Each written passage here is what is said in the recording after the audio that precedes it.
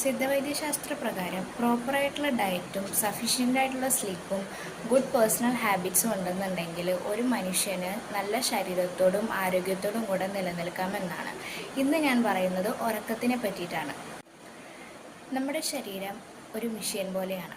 മെഷീനുകൾ പ്രവർത്തിക്കുമ്പോൾ അതിന് ഓവർലോഡ് ആവുകയാണെന്നുണ്ടെങ്കിൽ അത് ഒന്ന് വർക്ക് ചെയ്യാതിരിക്കും, അല്ലാന്നുണ്ടെങ്കിൽ അതിന് ഓവർ ഹീറ്റ് ആവും, അല്ലാന്നുണ്ടെങ്കിൽ അതിൻ്റെ ബാറ്ററി പോവുക, കണക്ടിവിറ്റി പോവുക, അങ്ങനെയുള്ള കുറേ പ്രശ്നങ്ങൾ ഒരു മെഷീൻ ഓവർലോഡ് ആയിക്കഴിഞ്ഞാൽ സംഭവിക്കും. അതുപോലെ തന്നെയാണ് നമ്മുടെ ശരീരത്തിനും.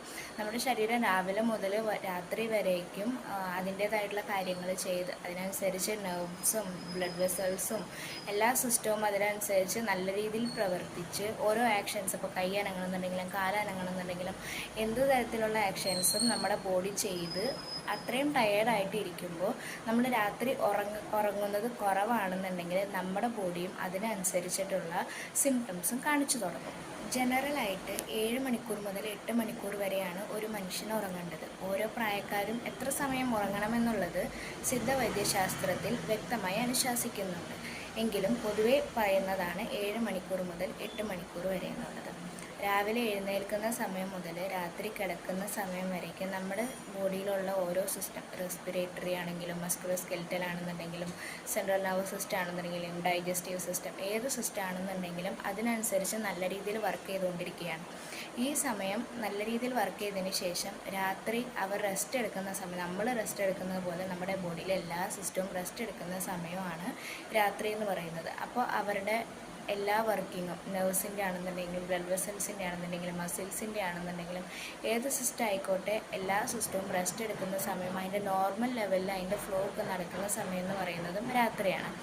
ഈ സമയത്ത് നമ്മൾ അവരെ കൊണ്ട് വീണ്ടും ഓവർലോഡാക്കി നമ്മൾ പണിയെടുപ്പിച്ച് കഴിഞ്ഞാൽ അത് നമ്മുടെ ശരീരത്തിന് ഒരുപാട് ദോഷം ചെയ്യും. ശരിയായ രീതിയിൽ ഉറങ്ങുകയാണെന്നുണ്ടെങ്കിൽ നമ്മുടെ മെൻ്റൽ ഹെൽത്തിനും ഫിസിക്കൽ ഹെൽത്തിനും ഒരുപാട് ഗുണങ്ങളുണ്ട്. നമുക്കൊരു കാര്യത്തിൽ കോൺസെൻട്രേറ്റ് ചെയ്യുന്നതിന് വേണ്ടിയിട്ടും നമ്മുടെ മെമ്മറി പവർ, ലേണിംഗ് പവർ എല്ലാം ഇമ്പ്രൂവ് ആയിക്കാനും ഇത് സഹായിക്കും. കൂടാതെ നമ്മുടെ ശരീരത്തിൻ്റെ പ്രതിരോധശേഷി ഇത് വർദ്ധിപ്പിക്കും. നമ്മുടെ ശരീരത്തിൽ നടക്കുന്ന ഓരോ ആക്ഷൻസും എല്ലാം നമുക്ക് നല്ല രീതിയിൽ ഇമ്പ്രൂവ് ചെയ്യിക്കാനായിട്ട് പറ്റും.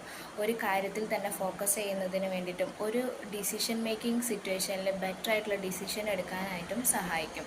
കൂടാതെ നമ്മുടെ സ്ട്രെസ്, ആൻസൈറ്റി, ഡിപ്രഷൻ എന്നിവയെല്ലാം നല്ല രീതിയിൽ കുറയ്ക്കും.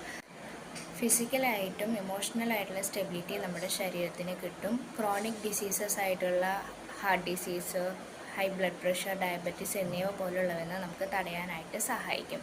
അപ്പോൾ എല്ലാവരും നല്ലപോലെ ഉറങ്ങാനായിട്ട് ശ്രദ്ധിക്കുക.